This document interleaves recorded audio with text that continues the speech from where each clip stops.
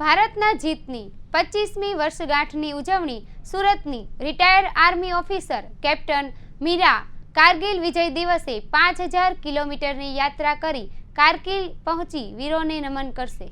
ભારતના જીતની 25મી વર્ષગાંઠની ઉજવણી સુરતની retired army officer captain Meera Kargil Vijay દિવસે 5000 કિલોમીટરની યાત્રા કરી કારગિલ પહોંચી વીરોને નમન કરશે। Retired army officer captain Meera Dave Kargil Vijay Diwas નિમિત્તે પતિ સિદ્ધાર્થ દવે સાથે કારગિલ વિજય યાત્રા 2024 તેમની કારમાં 5000 કિલોમીટરની યાદગાર યાત્રા કરશે।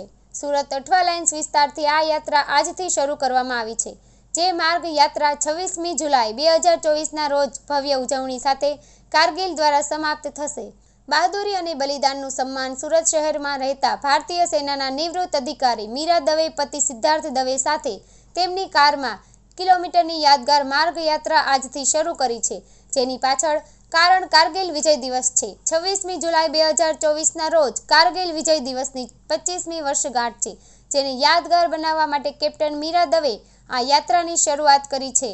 તેઓ 26 જુલાઈના રોજ કારગિલ ખાતે કારગિલ યુદ્ધ દરમિયાન ભારતીય શસ્ત્ર દળોની બહાદુરી અને બલિદાનનું સન્માન કરશે।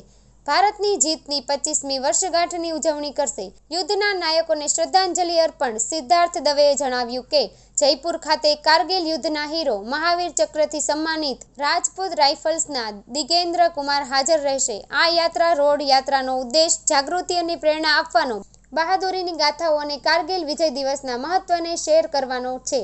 માર્ગ યાત્રા 26મી જુલાઈ 2024ના રોજ ભવ્ય ઉજવણી સાથે કારગિલ દ્વારા સમાપ્ત થશે। કારગિલ વિજય જ્ઞાન યાત્રા 2024 કારગિલ યુદ્ધના નાયકોને શ્રદ્ધાંજલિ અર્પણ કરે છે અને સાથે તે ભારતના નાગરિકોને देशभक्ति અને જાગૃતિને પ્રોત્સાહન આપે છે।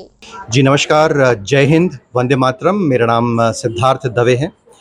मैं और मेरी सहधर्मचारिणी कैप्टन मीरा सिद्धार्थ दवे सूरत से आज कारगिल विजय ज्ञान यात्रा की शुरुआत कर रहे हैं, जो 5000 किलोमीटर की यात्रा रहेगी। यहाँ से 2500 किलोमीटर दूर कारगिल है और वहाँ पे द्रास मेमोरियल में एक यात्रा पूर्ण होगी। उसके बाद फिर 2500 किलोमीटर ड्राइव करके हम वापस आएंगे, तो टोटल 5000 किलोमीटर्स।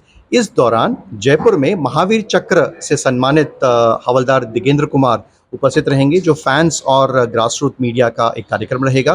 तत्पश्चात पाकिस्तान राजस्थान बॉर्डर श्री गंगानगर पे इंडियन आर्मी द्वारा एक कार्यक्रम रखा गया है और वहाँ से अमृतसर बीच में भटिंडा बरनाला होते हुए हम जम्मू जाएंगे। सेंट्रल यूनिवर्सिटी ऑफ जम्मू में कार्यक्रम है और ये पूरे कार्यक्रम रखने के पीछे का आशय है अवेयरनेस हो, लोगों में जागृति आए।